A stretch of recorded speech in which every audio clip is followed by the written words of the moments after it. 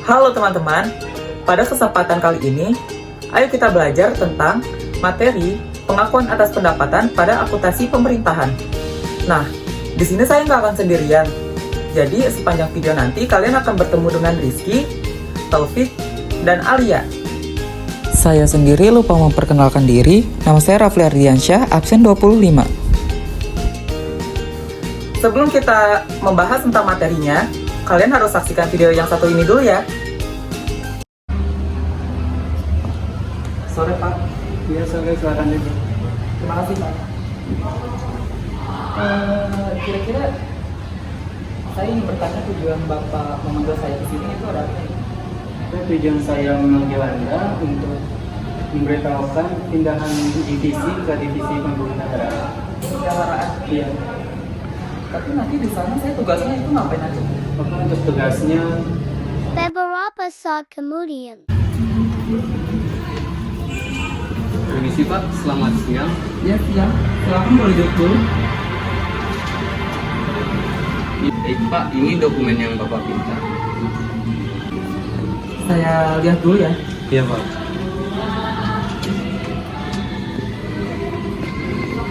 Jadi ini uang yang diterima atas pendapatan apa? Ini adalah uang jaminan dari konsumen, tetapi kita belum bisa mengakuinya sebagai pendapatan karena kita masih memiliki kewajiban untuk memberikan jasa kepada konsumen. Jadi pengakuan kita ini masih ditangguhkan. Oh gitu.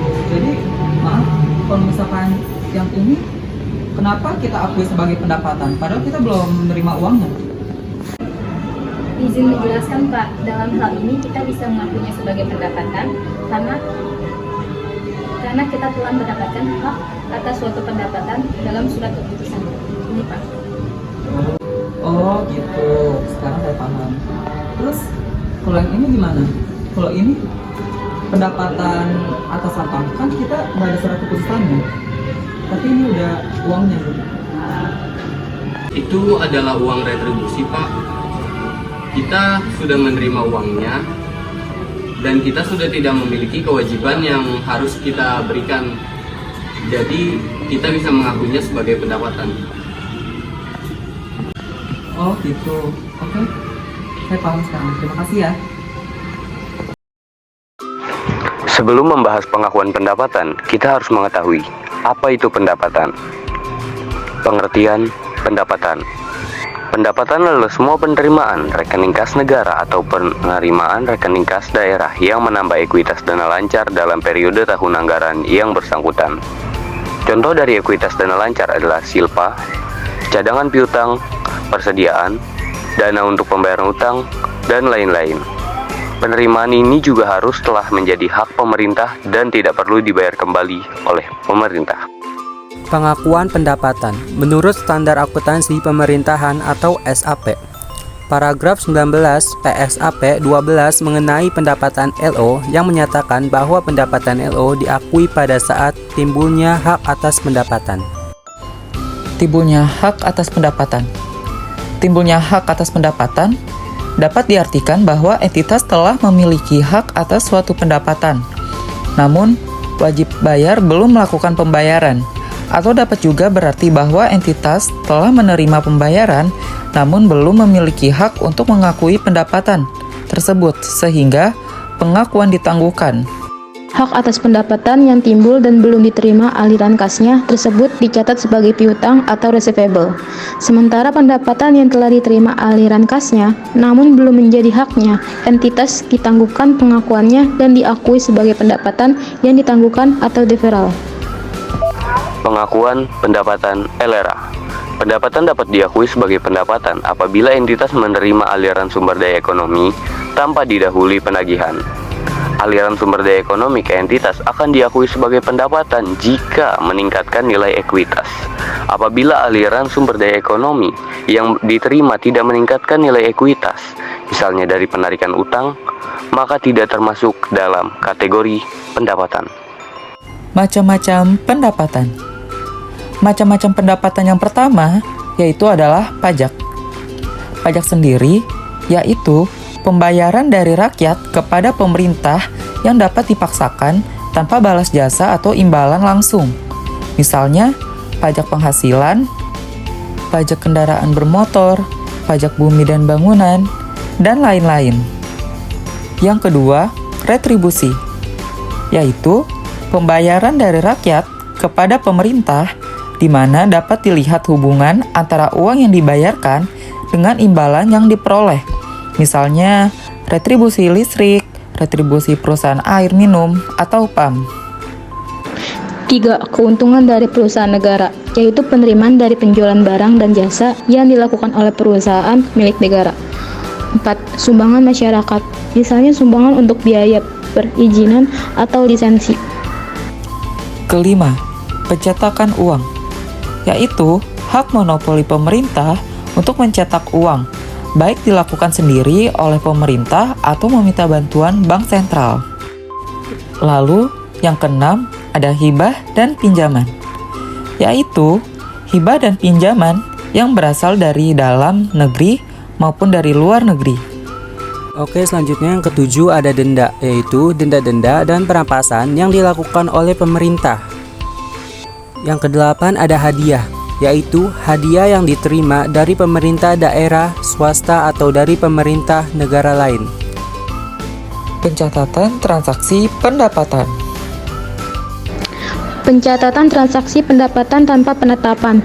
Jika penyetoran pendapatan tanpa penetapan, artinya pendapatan akan langsung diterima di kas daerah. Jurnalnya yaitu LO atau neraca, kas di daerah pada pendapatan LO.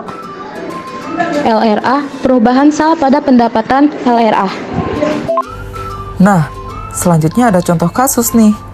Soalnya, pada tanggal 20 November 2022, Dinas Kesehatan menerima pendapatan retribusi kesehatan dari seorang wajib pajak sebesar Rp500.000. Karena dia bersifat tunai, jadinya jurnal yang dipakai ada dua ya, yaitu LO Neraca dan LRA. Untuk jurnal LO dan Neraca, yaitu pada tanggal 30 November 2022, kas di daerah pada pendapatan retribusi kesehatan sebesar Rp500.000. Untuk jurnal LRA-nya, pada tanggal 30 November 2022, yaitu perubahan sal pada pendapatan retribusi kesehatan sebesar Rp500.000.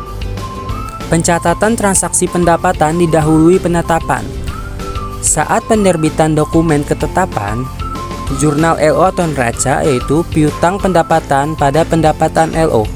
Saat terjadi penerimaan uang di kas daerah, jurnal LO atau neraca, kas di kas daerah pada piutang pajak. Jurnal LRA-nya, perubahan sal pada pendapatan LRA. Pada tanggal 22 November 2022, diterbitkan surat keputusan dengan nomor surat SKP PBB November 0974-20 mengenai pajak bumi dan bangunan sebesar 100 juta. Kemudian pada tanggal 30 November 2022, diterima pembayaran pajak dari wajib pajak sebesar 100 juta.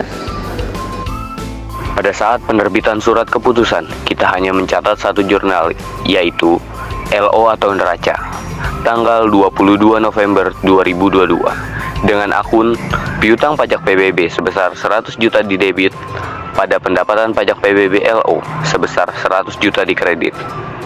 Sementara pada saat pembayaran pajak oleh wajib pajak, jurnal yang dicatat ada dua. Pertama, jurnal LO atau neraca tanggal 30 November 2022. Karena kita mendapat uang dari pelunasan piutang pajak, maka akunnya kas di kas daerah sebesar 100 juta di debit, pada piutang pajak PBB sebesar 100 juta di kredit. Kedua, jurnal LRA pada tanggal 30 November 2022. Pada jurnal LRA, akun harta atau modal akan diganti dengan perubahan sal. Jika akun normal pendapatan adalah kas pada pendapatan, maka akun kas akan diganti dengan akun perubahan sal. Dan jurnal LRA-nya adalah perubahan sal sebesar 100 juta di debit. Pada pendapatan pajak LRA sebesar 100 juta di kredit. Nah, sekian pembahasan materinya. Jadi kalau misalkan teman-teman ingin bertanya, silakan tulis di kolom komentar aja ya. Dadah!